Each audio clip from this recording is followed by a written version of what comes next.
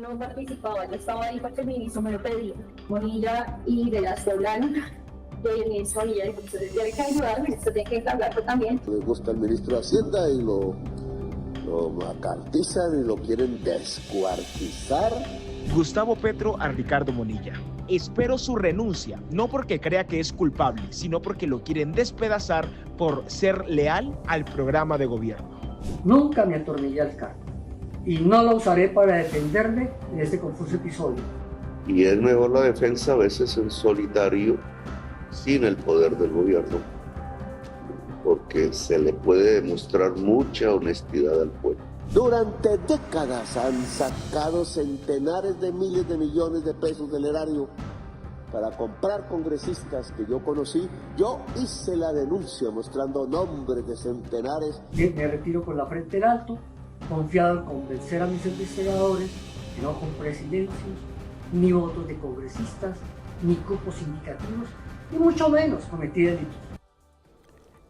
El ensordecedor ruido que ha desatado la repentina salida de gobierno del ministro de Hacienda Ricardo Bonilla, luego de que el presidente Petro lo defendía, Paula, a capa y espada, ¿no? Diciendo que lo estaban prácticamente despedazando, pero que aún así él creía en su ministro.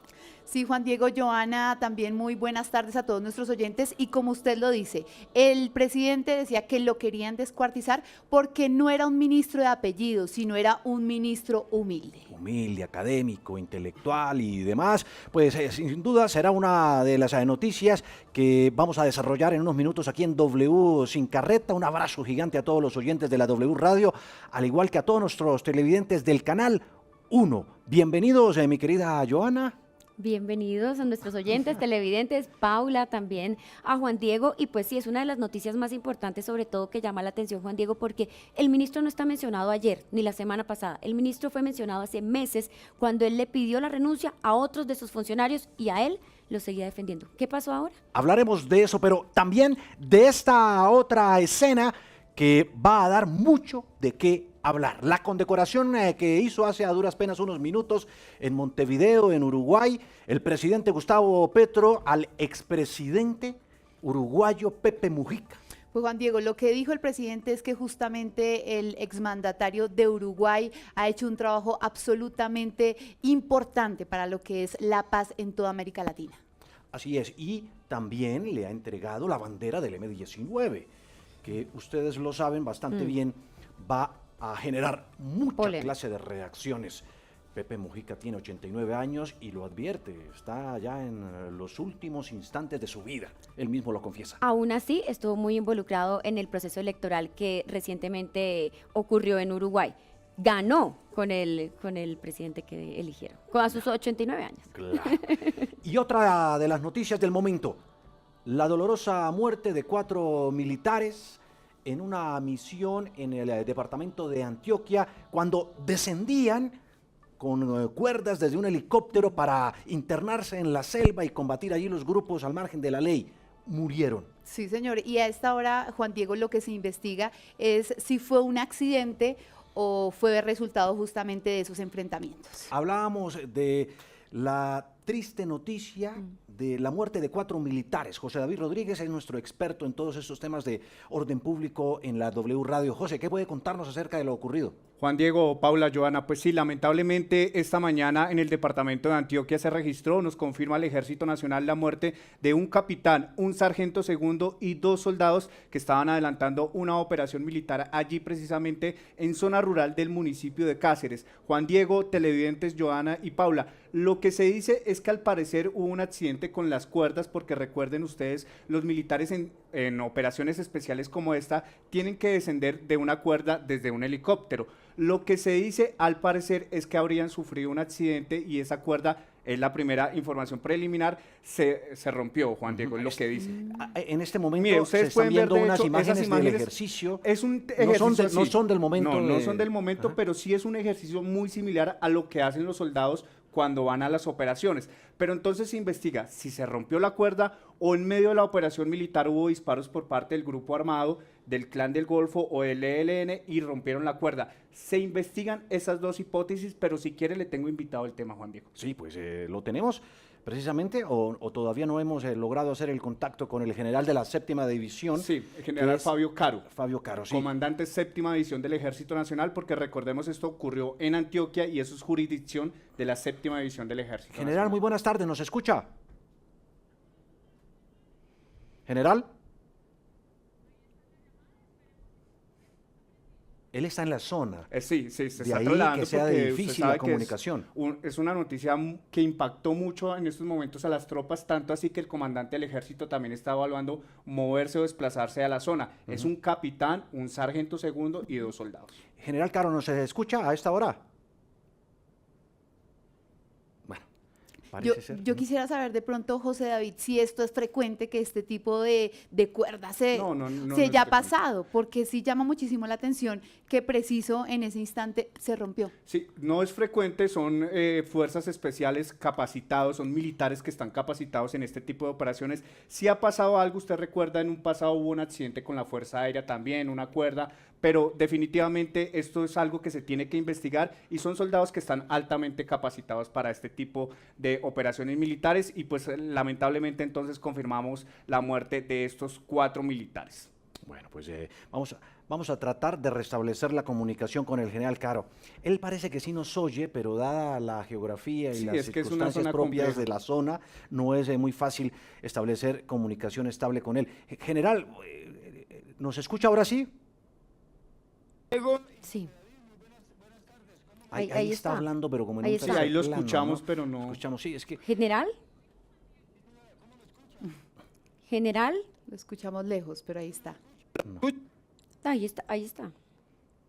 no. No, una lástima. Difícilmente. Juan Diego y Ah, José sí, sí, David, sí. ¿me escuchan? Ahora sí, general, Ahora lo sí, escuchamos señor. perfectamente. ¿En qué parte está usted que puede contarnos sobre lo ocurrido?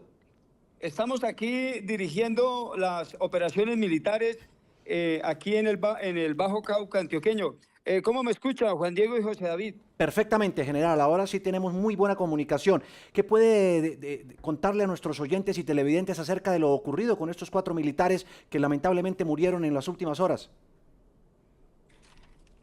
José David, sí, lamentablemente en estos hechos perdieron la vida 4 de nuestros hombres protegiendo al pueblo colombiano. Estos valerosos soldados, nuestro capitán Hugo Rafael Moncada Gómez, nuestro sargento segundo Daniel Macías Buitrago, nuestro soldado profesional John Steven Mamián Galíndez, nuestro soldado profesional Ipia Barrera Mauricio y 3 hombres más del glorioso Ejército Nacional que salieron heridos en este lamentable accidente. Este accidente se da en el desarrollo de una operación de acción ofensiva contra el grupo armado organizado Clan del Golfo. Esta operación ofensiva se realiza para proteger la población del Bajo Cauca, del departamento aquí de Antioquia, del municipio de Cáceres, de la vereda de Juquillo, donde lamentablemente en el descenso por rappel de nuestras tropas al campamento, por lo agreste, difícil, montañoso del terreno, se presenta este accidente donde nuestros hombres pierden la vida. General, lamentamos por supuesto esta noticia, nos solidarizamos con la familia del capitán, del suboficial y de los 2 soldados, pero general, ¿se puede decir entonces en estos momentos, yo sé que pues es muy temprano para que la investigación arroje algo, pero se puede decir entonces que la cuerda se rompió o hubo un disparo por parte del Clan del Golfo que pudo ocasionar, digamos, ese accidente de los militares? Preliminarmente, ¿qué se puede determinar en estos momentos, señor general? José David, mire, esto es producto de un lamentable accidente. Nuestros hombres fallecen en el cumplimiento de la misión, no por acción directa del grupo armado organizado, sino por un accidente, que es materia de investigación en estos momentos. Las unidades cercanas se desplazan al sector para brindar todo el apoyo al personal herido y poder evacuarlos a un centro asistencial en Medellín y garantizarles los servicios médicos. Pero que dejamos claro que no fue acción directa del grupo armado organizado, sino fue un lamentable accidente. Aquí tenemos que es montañoso y los árboles son de 20, 25 metros. Usted sabe la complejidad de las operaciones, pero los soldados de Colombia estamos preparados, entrenados, capacitados para protegerlos a ustedes, para proteger al pueblo colombiano. Y también yo quiero extender un respetuoso saludo de solidaridad y condolencia a las familias de nuestros 4 héroes fallecidos que ofrendaron su vida cumpliendo la sagrada misión constitucional y protegiendo al pueblo colombiano. Pues general, lamentamos mucho esta noticia, reiteramos desde W Sin Carreta, nos solidarizamos con la familia, con los militares, con los miembros del Ejército Nacional por estas circunstancias que han ocurrido en las últimas horas. Muy importante esa claridad que usted nos hace, no fue una acción del Clan del Golfo contra los uniformados, sino lamentablemente, un accidente. General Fabio Caro, comandante de la 7ª División del Ejército Nacional con jurisdicción en el departamento de Antioquia, muchísimas gracias por estar en W Sin Carreta. José David, esta operación continúa, esta operación se desarrolla ya en este sector y tenemos importantes resultados operacionales, pero producto de continuar la operación, más adelante pues los comunicaremos a la opinión pública. Pero la operación militar continúa para proteger al pueblo antioqueño y al pueblo del sector allá de el Cáceres. 12 del día, 13 minutos. La otra historia importante del momento tiene que ver con la condecoración del presidente Gustavo Petro al expresidente uruguayo Pepe Mujica. Sí, señor, la Cruz de Boyacá. Y allá está. Llorelis también ahora salió. Yo no sé, es un efecto Juan Diego Alvira. Todo el mundo se va. O sea, Lloreli siempre estuvo juiciosa en la mesa y ahora también está ahora en Uruguay. Se le pegó lo de Juan Diego. Bueno, pues nuestra enviada especial de la W Radio a Uruguay en esta gira del presidente Gustavo Petro y nos tiene directamente desde la granja, desde la finca de Pepe Mujica, mucho más acerca de lo ocurrido. Lloreli, buenas tardes. Sí, los saludos desde la chacra, a las afueras de la ciudad de Montevideo, esto es al oeste de esta ciudad. Aquí reside el expresidente de Uruguay, José Pepe Mujica, quien acaba de ser condecorado por el presidente Gustavo Petro con la Gran Cruz de Boyacá. Esta es la máxima condecoración que entrega el Estado colombiano y se le vino a entregar hasta aquí al expresidente José Pepe Mujica. ¿Qué contarles? Contarles que este fue un evento que duró alrededor de 5 minutos, fue muy rápido, precisamente por el estado de salud en el que se encuentra en estos momentos el expresidente uruguayo, pues no podía estar mucho tiempo de pie.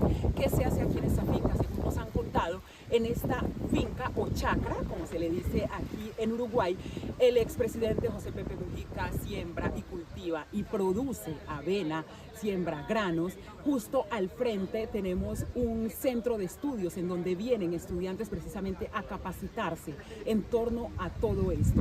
Aquí sigue el presidente Gustavo Petro reunido con el expresidente José Pepe Mujica. Se espera que esta reunión continúe en los próximos minutos para luego ya desplazarnos hacia el aeropuerto de Uruguay, desde donde partiremos nuevamente hacia Bogotá. Los saludo, los dejo desde aquí, desde la chacra del expresidente.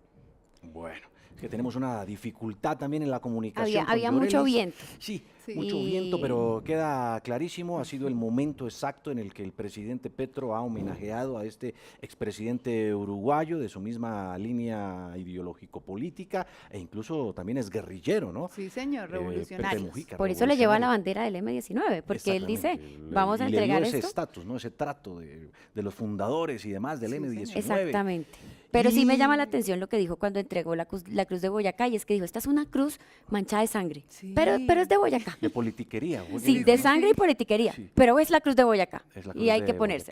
Y bueno, en fin, obviamente polémico que le haya también homenajeado con la bandera del M-19, que es una de la simbología que el presidente suele usar, dado que tuvo parte también en ese grupo guerrillero y, bueno, que genera, él lo sabe bastante bien también, muchas reacciones.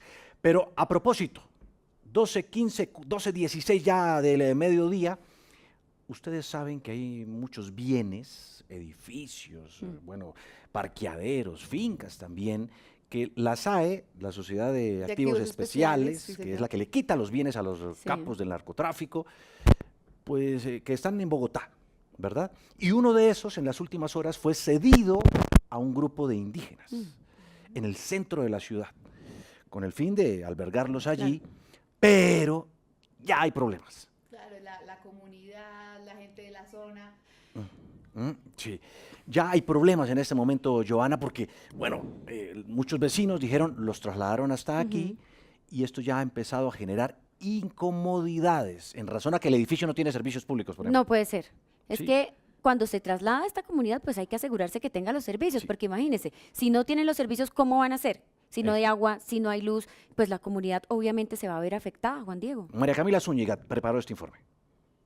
Llegamos hasta la carrera octava con número 15 justo aquí en el centro de la ciudad, de donde recibimos las denuncias el día de ayer cuando alrededor de 5 camiones durante todo el día llegaban con trasteos, con camas, colchones, ropa pertenecientes a un grupo de indígenas en Vera. Los comerciantes de este sector se sienten afectados, no solamente por la salubridad, sino porque ya empiezan a ver los coletazos de que esta comunidad se haya posesionado en este edificio. Me encuentro con doña Marisela Jiménez, usted es dueña de este restaurante y es una de las personas que se ha visto afectadas por la llegada de esta comunidad de indígenas en Vera, justo al lado de su local. ¿Por qué? Porque, bueno, primero que todo, al lado donde están ellos está mi tanque elevado del agua potable y nos dimos cuenta en el transcurso de la semana que nos están sacando el agua para ellos lavar, para bañarse, para el consumo de ellos. Al subir a la cubierta de este edificio, efectivamente confirmamos esta información. Llegamos hasta la azotea de estos edificios. Al llegar nos damos cuenta que efectivamente el tanque ya está más bajo. En este momento se encuentra el registro cerrado porque es justo en este lugar en donde esta comunidad aprovecha para sacar el agua, para poderse bañar, incluso para quienes nos escuchan pero no nos pueden ver. En este espacio ya se ve la ropa de esta comunidad extendida en el piso después de haber sido también lavada. ¿Cómo está su nombre? En este momento se escuchan al vernos que nos dicen necesitamos agua, necesitamos luz, lo cual quiere decir que en este lugar en donde los reubicaron no cuentan con las necesidades básicas como son los servicios públicos. Pero doña Marisela no es la única afectada, también están aquellos que afirman que no es el mejor lugar para una reubicación. A mí no me parece que sea una zona de reubicación para una persona, un ser humano, o sea, eso es una bodega abandonada hace mucho tiempo. Y allá adentro es un local vacío, sin luz, sin servicios ni nada. No sé si de pronto las condiciones sea que ya lo hayan cambiado, pero es un local, o sea, no hay ni siquiera habitaciones. Sí, aparentemente ellos estaban en la carrera 13 entre calle 19 y 20 y fueron desalojados de acá. De tomos ellos los dirigen, no sé, es un tipo de color y no concertó en ningún momento esto. Y aquí nos vemos todos los comerciantes afectados por esta situación. Según un funcionario de la alcaldía, mientras estuvimos en este lugar, nos comenta que este edificio hace parte de la SAE, la Asociación de Activos Especiales, es decir, que pertenece al gobierno y son ellos los que deciden cuál es el uso que se le brinda a estos espacios privados. Tras esta información, llegamos hasta la alcaldía para hablar con la consejera de Paz y Reconciliación, quien por temas de agenda no nos pudo atender. Lo cierto es que los indígenas sí están en este lugar, no cuentan con los servicios básicos y la comunidad pide más respuestas. Bueno, pues ahí está clarísimo, ¿no? Clarísimo, y además, pues uno no entiende por qué los ubican en un lugar, en una bodega, como decía una de las personas que entrevistaba a Camila, sin agua, sin luz, simplemente por salir del paso. Aquí tendrá que responder la alcaldía, Juan Diego, y nosotros vamos a estar atentos a Tiene esa todo el respuesta. sentido del mundo hacer uso de estos bienes Claro. incautados a la mafia para que personas, en este caso comunidades indígenas, puedan habitarlos, pero deben brindarles cuando menos lo mínimo. Las condiciones agua, mínimas. luz. Exacto. ¿No? Bueno, en fin. Va a ser una de las historias que, por supuesto, daremos desarrollo más adelante. Y bueno, Juan Diego, vamos con esas 5 fichas del gobierno del presidente Gustavo Petro que han caído luego de este escándalo de la Unidad Nacional de Gestión del Riesgo de Desastres. Sí, usted ha preparado un superinforme y tiene, bueno, va a empezar por qué. El primero. Por Olmedo López, sí señor, que es el que más tiene recorrido en todo esto. Lo tumbó usted, ¿no? Con su denuncia periodística que lo puso en evidencia. Sí, ¿verdad? señor, es lamentable tener que uno celebrar este tipo de cosas, claro, resultado del trabajo periodístico. De acuerdo, pero es el trabajo. Es el ¿Qué trabajo, hacemos? sí señor. Y Olmedo López, ¿qué recuerda de ese momento? Pues Juan Diego, recordemos que el exdirector de la Unidad Nacional de Gestión del Riesgo se posesionó, lo nombró el presidente Gustavo Petro el año pasado en el mes de mayo. Ese fue el gran inicio de todo este entramado de corrupción y le tengo video. Ah, sí, o sea, hacemos Sí, un señor. recorderis. Vamos a hacer un recorderis. De ese instante. De ese momento, esto fue en mayo del 2023, así que veamos este momento en específico. A continuación, mediante decreto, toma posesión un alto funcionario del Gobierno Nacional, doctor Olmedo López Martínez, como director de la Unidad de Gestión del Riesgo y Desastres. Toma del juramento. Toma el juramento el señor presidente de la República, doctor Gustavo Petro Urrego. Señor director de la Unidad Nacional para la Gestión del Riesgo de Desastres, UNGRD, Olmedo López Martínez, juráis por Dios y por la patria cumplir fiel y lealmente las obligaciones que la Constitución y la ley confieren al cargo para el cual habéis sido nombrado. Firma del acta de posesión. Firma el doctor Olmedo López Martínez como director de la Unidad de Gestión del Riesgo de Desastres. Eso, lo que decían las abuelas, juró en vano. Sí, señor. Claramente, ¿no? Incluso ahí él le pregunta al presidente Gustavo Petro y él medio responde y como sí. Sí, exacto. Ya sabía lo que estaba planeando ¿Será? seguramente. Bueno, no mentira, no especulemos tampoco hasta allá. Pero ¿quién más? Sigue otro importante punto, Juan Diego y Joana, en esta historia de Olmedo López, y es que tan solo pocos meses después, unos 4 meses después de esta importante posesión en la Casa de Nariño, la Contraloría decide suspender a Olmedo López porque no estaba ejecutando los contratos de forma correcta, no estaba yendo a visitar las emergencias, no estaba cumpliendo su función como director de la gestión del riesgo. Momento clave, otro. Un momento clave. Sin embargo, cuando llega esta suspensión por parte de la Contraloría, el presidente Gustavo Petro salió en su defensa. Esto fue a los pocos meses de la suspensión y esto fue lo que dijo. Escuchemos y veamos. Hay un desastre natural promovido por la crisis climática, los incendios. La entidad que debe dirigir eso se llama la UNGRD. ¿Y dónde está el director? Suspendido. Ahí el estaba revirando porque le tenían suspendido a Sí, él Olmedo decía López. como, ay no, qué bueno que hagan eso con mis funcionarios. Me están sacando mis funcionarios y recordemos ahí que es una de las primeras veces en donde el presidente Gustavo Petro utiliza el golpe blando.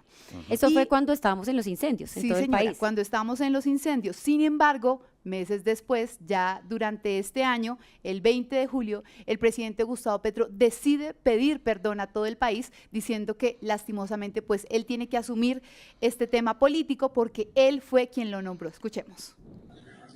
Y por eso tengo que pedir perdón porque yo fui el que lo puse allí. Y en eso hay una responsabilidad política.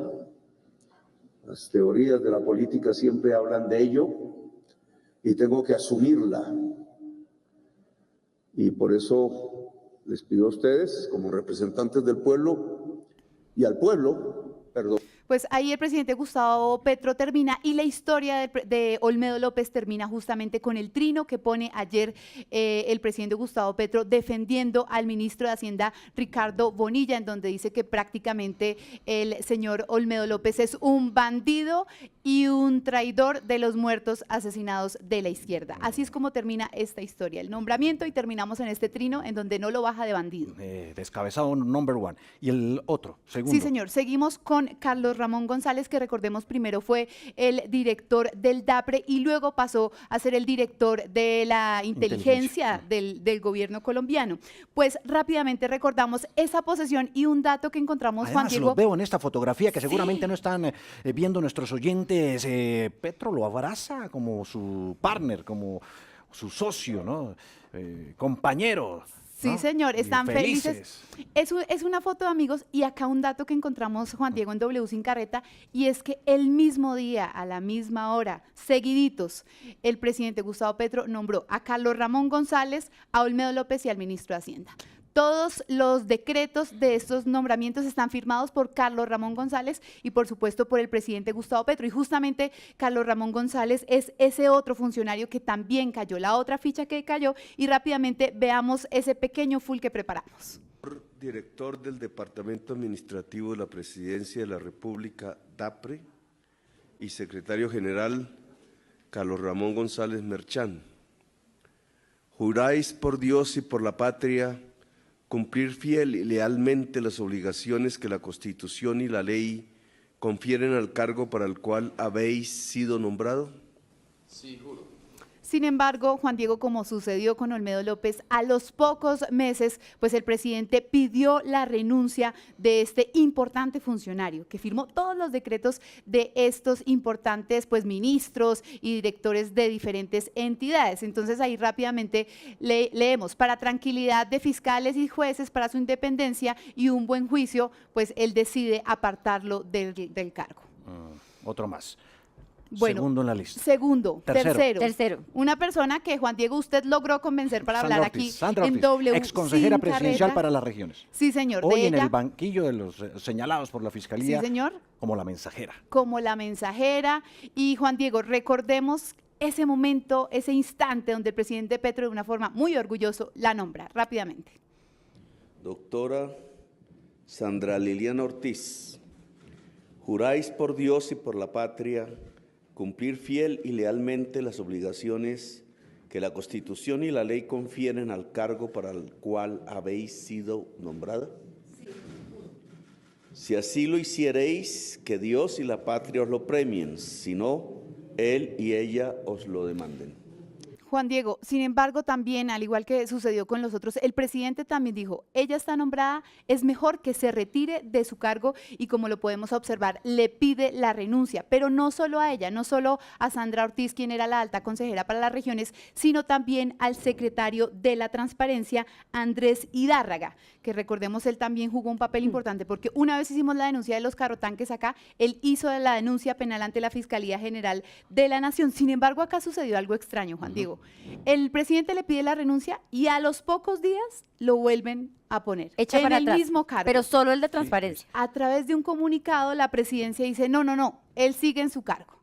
O sea, reversó la renuncia. Sí, señor, porque recordemos, Olmedo lo mencionó, pero ahí lo dejaron en su cargo. Y por último, por supuesto, recordar pues esta denuncia de la renuncia del ministro de Hacienda, Ricardo Bonilla. Rápidamente vemos esa parte de la posesión, que también fue el mismo día con Olmedo y Carlos Ramón González. Firma el doctor Ricardo Bonilla como ministro de Hacienda y Crédito Público.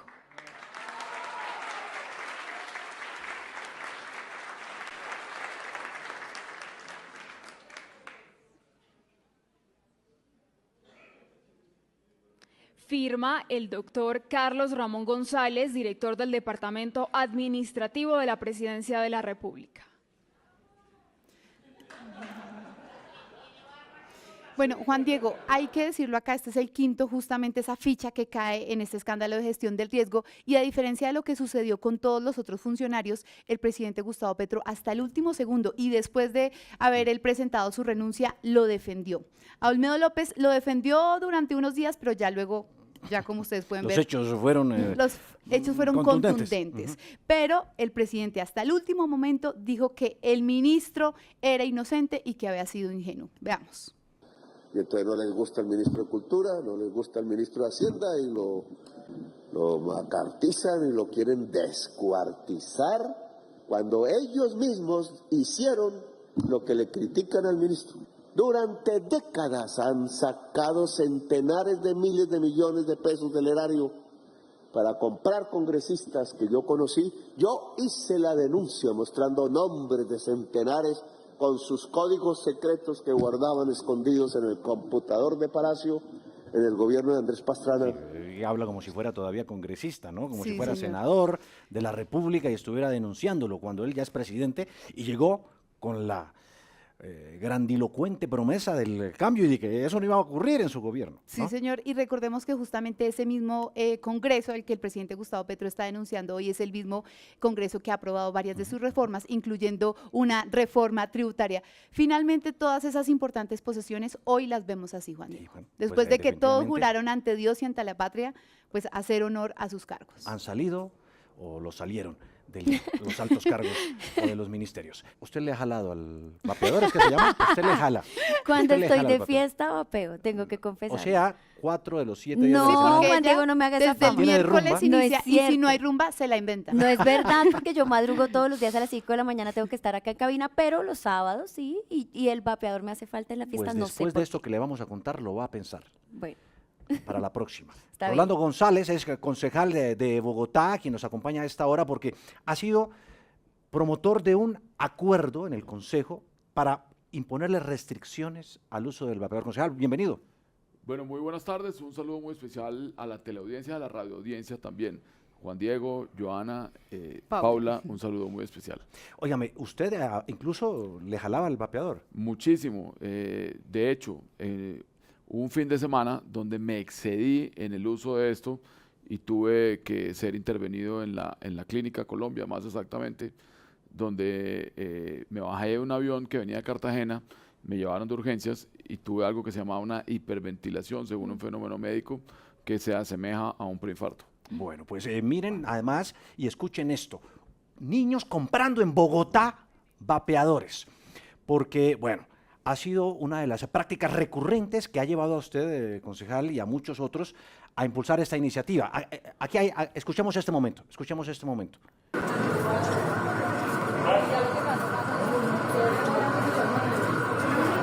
Ahora sí, volví. Hola, mi amor. ¿Me puedes repetir?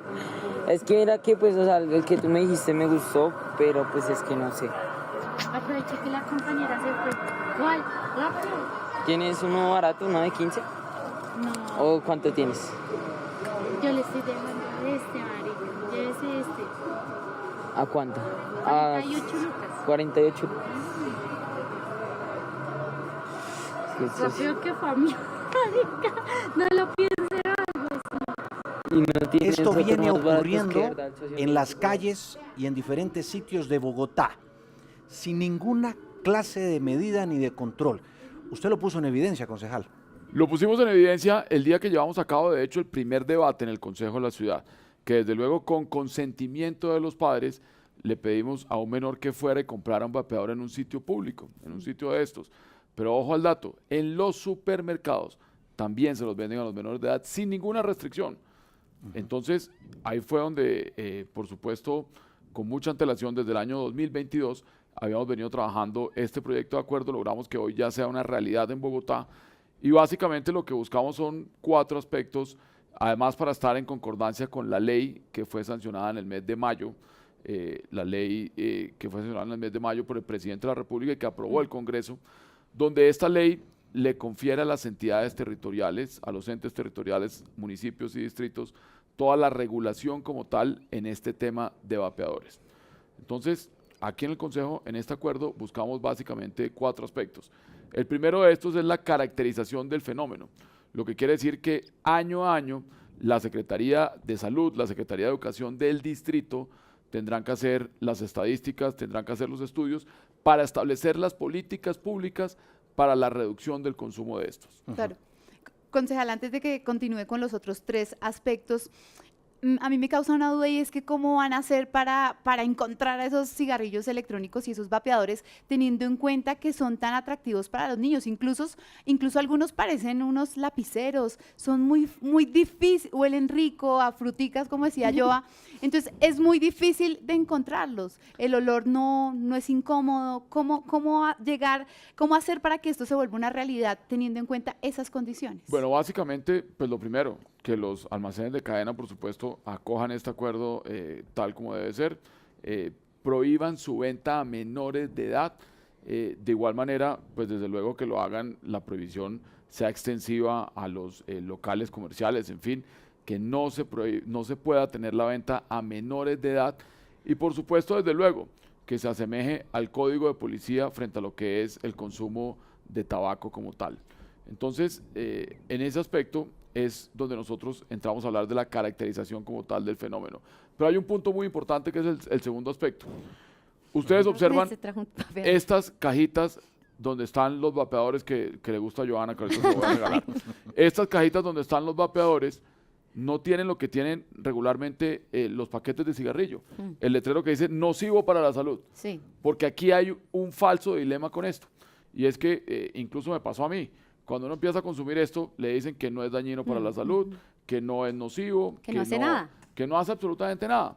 Mejor dicho, que es esto peor. es la maravilla. Por supuesto que es peor, Juan Diego. En el Consejo de Bogotá tuvimos un foro de esto con expertos, por supuesto. Inclusive tuvimos neumólogos que fueron a ese día al Consejo y nos explicaban todo lo que esto causa en los pulmones y más en menores que están empezando a consumir. ¿Tienen nicotina? Claro que tienen nicotina, y los que no tienen nicotina están hechos con níquel y con desechos de basuras y químicos. ¿Cómo? Están hechos Sí, se da cuenta, Giovanna, lo que Sí, porque yo compraba los que no tenían nicotina. Pues entonces lo estás usando los que tienen níquel, desechos de basuras y desechos químicos, lo cual pues desde luego pues esto es un veneno absoluto y no avisa los riesgos para la salud. Ese es el segundo aspecto en el acuerdo. Concejal, pero ahí lo voy a interrumpir un segundo, porque usted hablaba de llegar a un acuerdo para que los establecimientos no le vendan a menores de edad, pero cuando usted mira, por ejemplo, en las universidades, y lo veía yo este semestre, inicio de universidad en la Universidad de los Andes, le pongo el ejemplo, todos los estudiantes tenían vapeadores regalados. Ese era el regalo que les daban de bienvenida al primer semestre estas empresas de los vapeadores, y casi todas esas personas que entran al primer semestre son menores de edad.